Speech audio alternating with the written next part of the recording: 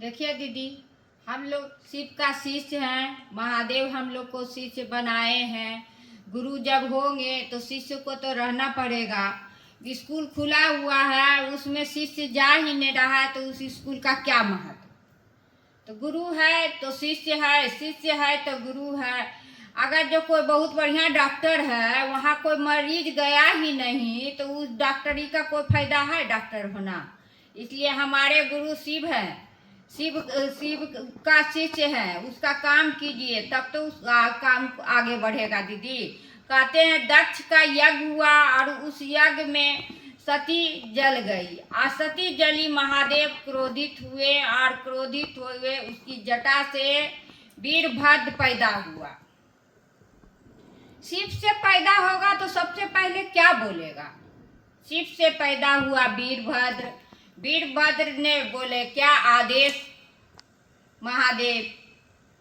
महादेव से आदेश लिए और जो उसका काम था करने वो करना शुरू कर दिए दीदी। तो हम लोग भी शिव से ही जन्म लिए हैं, शिव ही हम लोग को जन्म दिए हैं, तो हम लोग को भी उसका आदेश का पालन करना है। शिव का शिष्य है साहेब भैया, हम लोग को 3 सूत्र दिए हैं और कहे हैं कि आदेश का पालन करो। जो आदेश का पालन कर रहे हैं उसे पल प्रतिपल दया मिल रहा है, जो नहीं कर रहा उसको दया नहीं मिल रहा है। तो हम लोग को क्या करना है दीदी? आदेश का पालन करना है, तब तो आगे चलिएगा। ऐसे कैसे चलिएगा? कहते हैं शिव को गुरु बना लिए हैं, कहाँ कुछ मिल रहा है। कैसे मिलेगा? कैसे मिलेगा? जब उसका आदेश का पालन कीजिएगा तब तो मिलेगा। बिना आदेश का पालन किए हुए नहीं मिलेगा दीदी। घर में ही बेटा बेटी अपना ही रहता है। जो बेटा बेटी माँ बाप का बढ़िया से बात मानता है, कहना सुनता है, उसका माँ बाप उस बेटा बेटी को ज़्यादा मानता है। तो हमारे पिता महादेव, हमारी माता भवानी, हम उसका संतान, तो हमको भी तो उसका बात मानना पड़ेगा कि जो कहे हैं वो काम करना पड़ेगा। 3 सूत्र का काम हम लोग को मिला, ज़्यादा कुछ तो नहीं मिला। 3 सूत्र का काम मिला है और उस काम को आगे बढ़ाना है। कहते हैं अपने तक लेके नहीं रखना है, अपने तक रखिएगा तो अपने तक सीमित रह जाएगा। इसलिए इस काम को जहाँ तक हो छीटो छीटो, बढ़ाओ बढ़ाओ। तंत्र की विद्या है दीदी, इसे बांटना है, बढ़ाना है, अपने तक नहीं रखना है। कहते हैं शिव को गुरु बना लिए हैं ना तो दिशा दशा दोनों सुधार हो गया है महादेव की दया से। दशा हम लोग चल रहे थे जगत की ओर, शिव हमें पकड़े, शिव को गुरु बनाए, शिव की ओर चले, दशा भी बदल गया था। जो बोलना नहीं जानता था वो बोलना सीख गया। कहते न जे न जान लो हिंदी अंग्रेजी, से चर्चा करे धुरधार 12 महीना। वही बात है दीदी, कोई पता नहीं है कि कौन गुरु क्या अपना मुख से बोल देगा। वो नहीं बोल रहा, उसको महादेव बोलवा रहा है। परमहंस का शिष्य विवेकानंद बोले कि हम भी माँ काली का दर्शन करना चाहते हैं गुरुजी। तो रहती बोले, उसका गुरुजी बोले परमहंस कि माता का दर्शन करोगे? क्या करोगे माता का दर्शन करके? तो परमहंस बोलते थे विवेकानंद जी को नरेंद्र कह के बुलाते थे। क्या करोगे नरेंद्र माता का दर्शन करके? तो नरेंद्र ने बोला कि बहुत सा घर में कठिनाई है, पिताजी नहीं है, माता को देखना है, माता को देख रेख करना है, भाई है, बहन है, घर में बहुत प्रकार की कठिनाई हो जाता है। माता से मिलते तो माता से कुछ मांगते कि मेरा थोड़ा स्थिति में सुधार लाइए माता। बोला ठीक है, मिल लेना माँ से। एक दिन गए, भेजे कि जाओ माँ से मिलो रात में। वो गया मिलने के लिए, उस दिन तो माता दर्शन नहीं दी। फिर दूसरा दिन तो वो आया तो बोले विवेक परमहंस की क्या माता से मिले? तो नरेंद्र बोला नहीं, कहाँ माता दर्शन नहीं दी। फिर दूसरा दिन बोला अच्छा जाओ तुम माता से मिलो।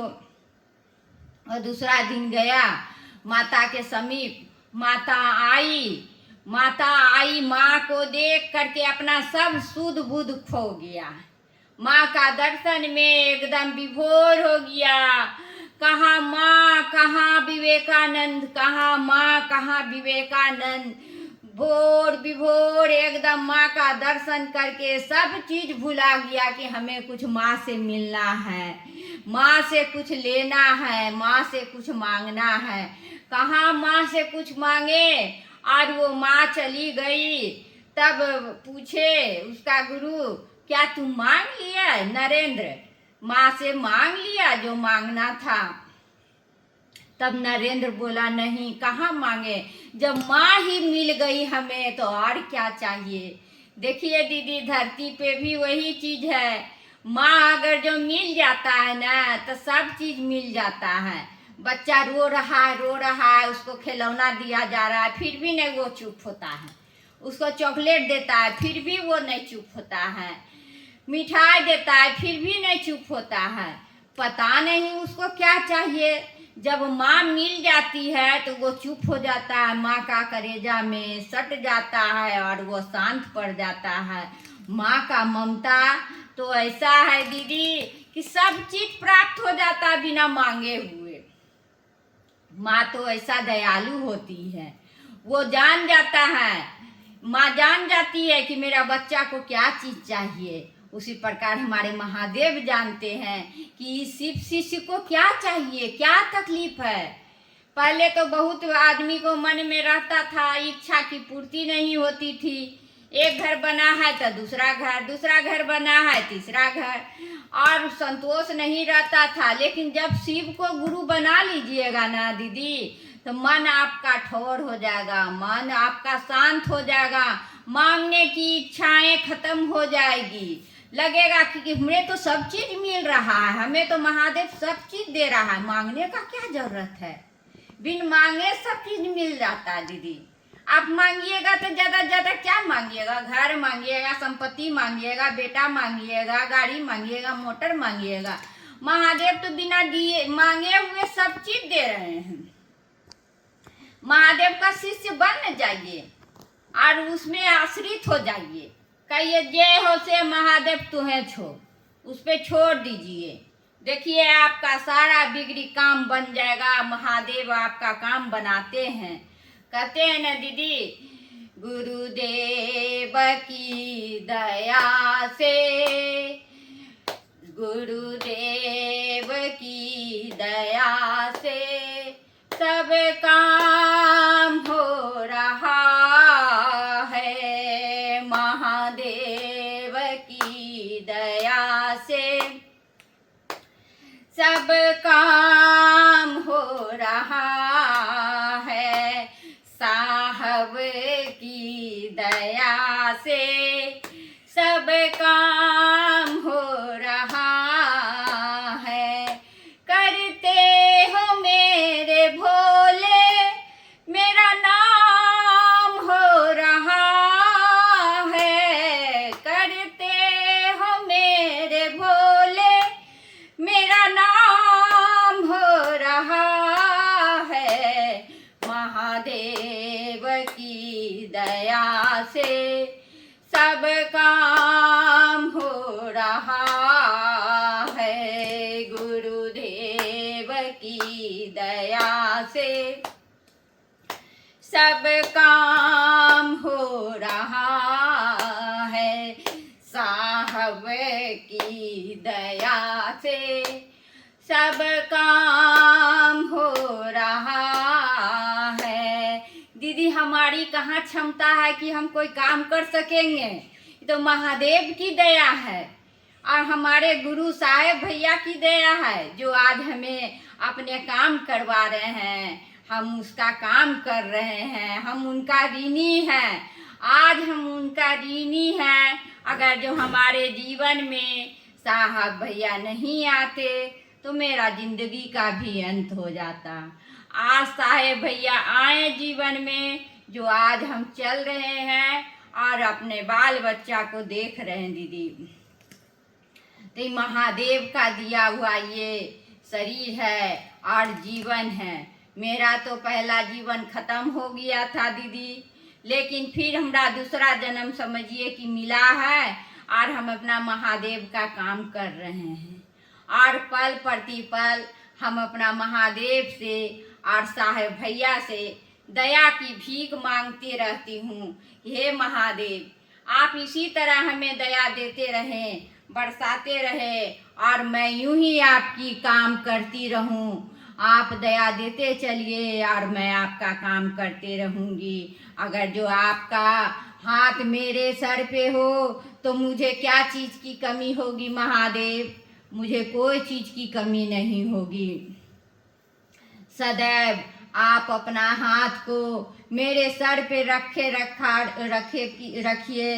और हमें साथ लेके चलते चलिए, अपनी ओर अपनी राह दिशा दिखाते चलिए और हमारे बाल बच्चा को आशीर्वाद दीजिए साहब भैया कि वो भी आपका शिष्य बन सके। क्षमता तो मुझे नहीं है, लेकिन फिर भी आपसे दया मांगती हूँ कि आप हमें शिष्य बना लीजिए। कहते हैं मूल उद्देश्य है 3 सूत्र, तो अस्थाई शिष्य भाव क्या है? शिष्य भाव क्या है? मूल उद्देश्य क्या है? 3 सूत्र तो दिया हम लोग को राजमार्ग, एक दिया है चलने की दिशा बताने के लिए, लेकिन मुख्य उद्देश्य है आपका मूल है कि अस्थाई आप शिष्य हो जाइए।